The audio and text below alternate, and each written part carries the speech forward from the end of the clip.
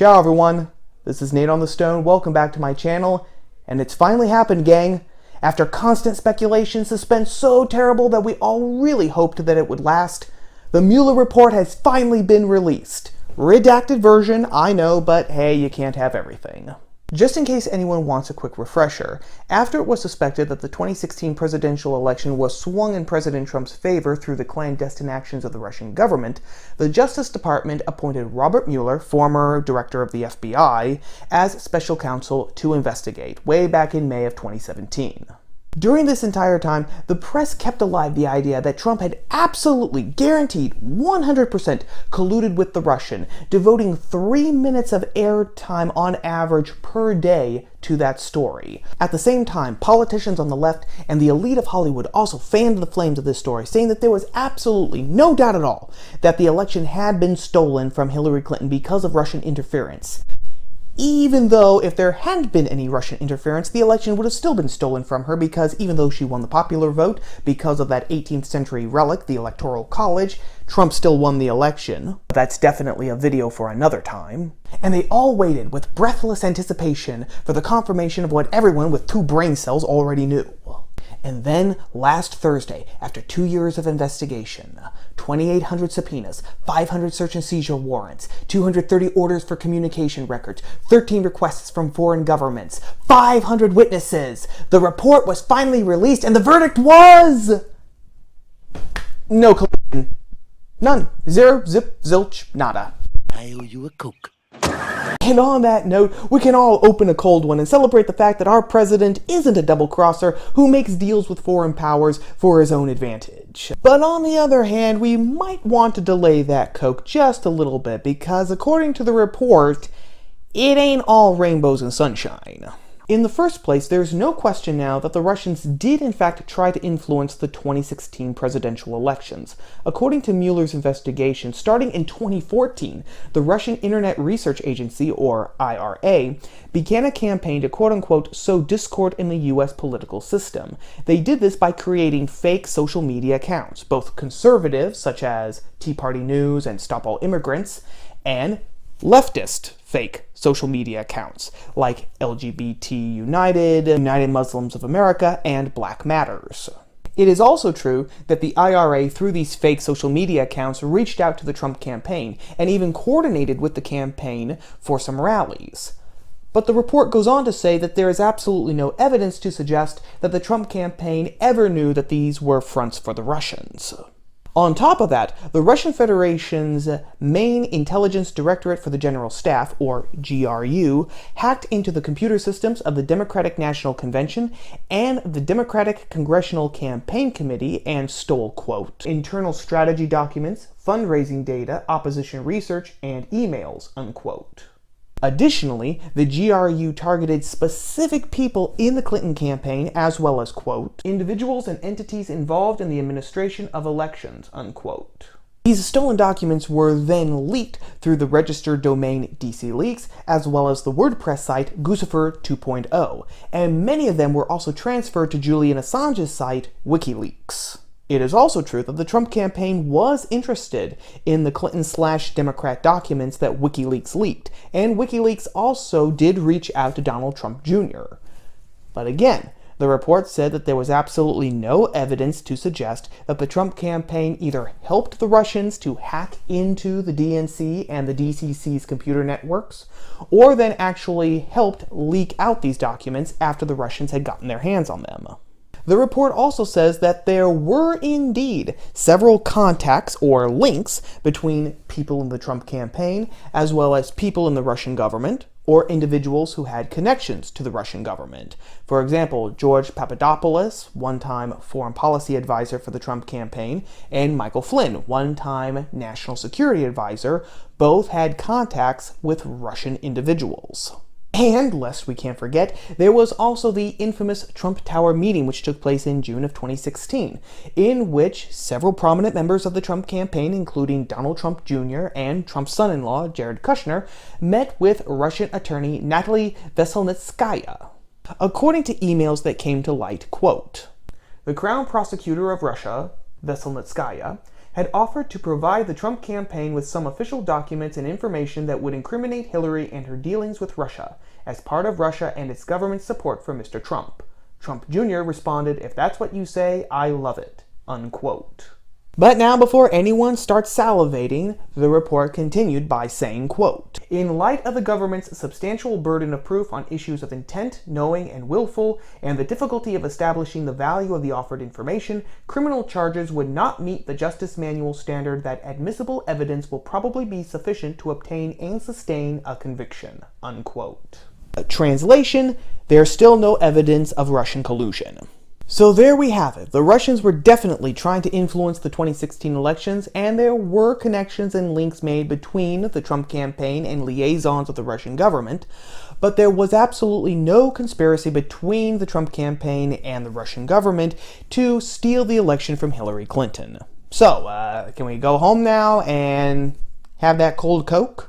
Not quite yet, because in spite of all this evidence, or lack of evidence, ideologues on the left are still demanding that Trump be impeached. Democratic presidential candidate hopefuls Elizabeth Warren and Julian Castro have both demanded that the House of Representatives begin the impeachment process. A bevy of our favorite congressmen, women, people, whatever, like Alexandria Ocasio-Cortez and Maxine Waters, have given their assent to this plan, even though House Speaker Nancy Pelosi has said that she does not want to go down the impeachment route since it's a waste of time.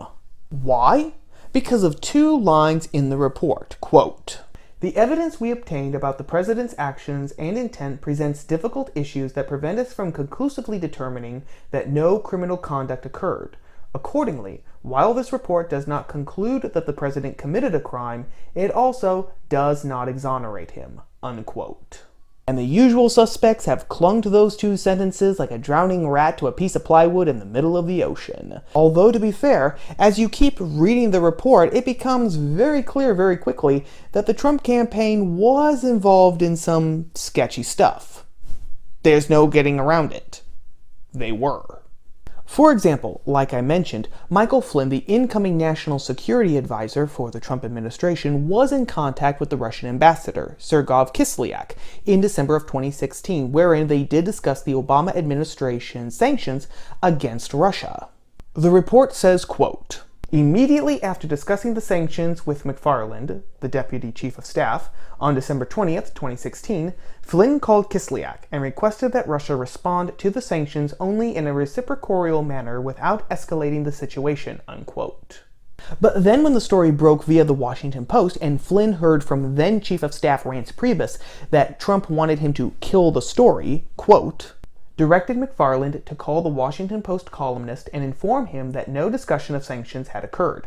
McFarland made the call as Flynn had requested, although she knew she was providing false information," unquote.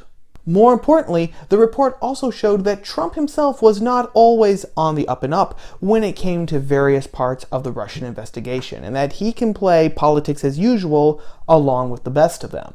For example, despite protests to the contrary, Trump did in fact try to have Robert Mueller removed as special counsel because of conflicts of interest, going so far as to phone White House counsel Donald McGahn twice on the night of June 17, 2017, telling McGahn point blank to in turn tell Deputy Attorney General Rod Rosenstein to remove Mueller as the special counsel. This despite the fact that McGahn and other consuls had already told Trump that his conflicts of interests for removing Mueller were silly and weak and wouldn't hold water.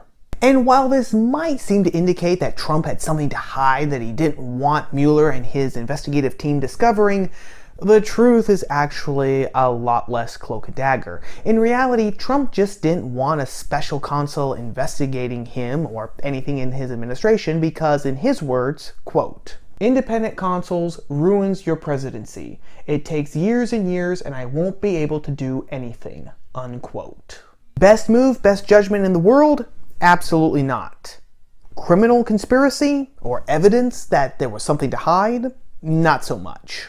As one more example, it seems that Trump also fudged about the June 2016 Trump Tower meeting. According to the report, Trump was unaware of the details of that meeting until a year later, June of 2017. But then, after emails were brought to his attention which detailed what had gone on in the meeting, he refused for those emails to be released, even though White House Communication Director Hope Hicks urged the president to release the email, saying that it would help the White House get in front of the story because she knew that sooner or later the emails were going to get leaked, and they looked really, really bad. Instead of listening to Hicks's counsel, Trump, on July 8th of 2017, dictated a response for Donald Trump Jr. to give to the press, in which Donald Jr. told the press that the Trump Tower meeting had only discussed the adoption of Russian children. This definitely seems to suggest that there were some sketchy things going on in the background, but, sketchy does not equal criminal. And while the left has been grasping onto the fact that the investigation said that it did not exonerate Trump, it's also a fact that the investigation didn't condemn him either. In a regular, normal world, that would be the end of the story. If you don't have any evidence, you can't really remove a public official from his office for high crimes and misdemeanors like the Constitution says. But this is exactly what the ideologues are gearing up to do, and in so doing that, they are destroying due process of law. Congressman Jerry Nadler, whom you might remember from a couple of weeks back when he tried to bully Candace Owens on Capitol Hill, claimed on ABC News that maybe one reason why the special counsel was unable to find any evidence against Trump and his administration was because that evidence had been destroyed. You accept that finding from Robert Mueller that there was no criminal conspiracy? Well, he wasn't able to prove a criminal conspiracy, and one of the reasons he said he wasn't able to do it was that lots of people destroyed evidence, perjured themselves, so I accept his conclusion he couldn't prove it. Over at the New Republic, Alex Shepard actually went so far as to say, quote, "As detailed in today's released report, these contacts provide a portrait of what we have all agreed to call collusion, even if they don't meet the evidentiary standard of a government conspiracy," unquote. Okay, quick point, gang. While the press and practically everyone has been talking about collusion for the last 2 years, the Mueller Report actually reminds us that collusion isn't a federally defined crime, which means that Mueller and his team was actually investigating the possibility of a conspiracy, which is a federally defined crime. A conspiracy between the Trump campaign, or people within the campaign, and people within the Russian government. Which means what Alex Shepard is really saying is that even though we know that there's no evidence, we know that you're guilty of some sort of a crime and you're going to be punished for it. Which actually dovetails very nicely with Congressman Nadler's brilliant new theory that the lack of evidence is now actually evidence for a crime. And this isn't the first time that this maneuver has been used. If you remember, back in 2017 when Brett Kavanaugh was nominated to the Supreme Court, Dr. Christina Ford came up to accuse Kavanaugh of having sexually assaulted her. After countless FBI background checks and independent investigations, not one single shred of hard proof was found to corroborate her story. This condemnation, this assurance of guilt, despite any evidence, is part of what I like to call the post-factual world. In a world where truth is subjective and our feelings and our desires constitute our whole reality, having evidence is beside the point. Accusations, sketchy, possibly immoral behavior, and not being part of the enlightened are enough to make you guilty. Which means basically that unless you belong to the elite or the enlightened, you're guilty of something. Which means really that no one is safe.